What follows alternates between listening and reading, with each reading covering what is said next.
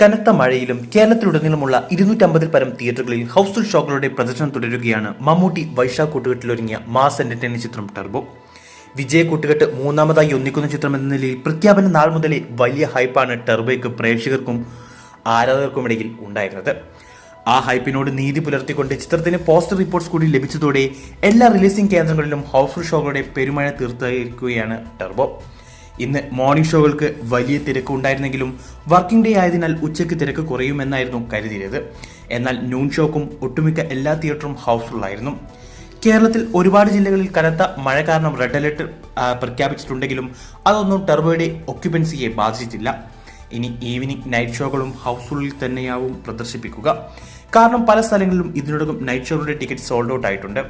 പ്രേക്ഷകരുടെ തിരക്ക് വർദ്ധിക്കുകയാണെങ്കിൽ മിക്കവാറും എല്ലാ സ്ഥലങ്ങളിലും എക്സ്ട്രാ ഷോസും ആഡ് ചെയ്യും. അങ്ങനെയെങ്കിൽ 430-ലധികം സ്ക്രീനുകളിൽ കേരളത്തിൽ റിലീസ് ചെയ്ത ചിത്രത്തിന് ആദ്യ ദിനം 1800 പരം ഷോകൾ കളിക്കാൻ സാധിക്കുമെന്നാണ് പ്രതീക്ഷ. എന്തു തന്നെയായാലും വരും ദിവസങ്ങളിൽ മമ്മൂക്കയുടെ ബോക്സ് ഓഫീസ് തൂക്കിയത് തന്നെ കാണാം.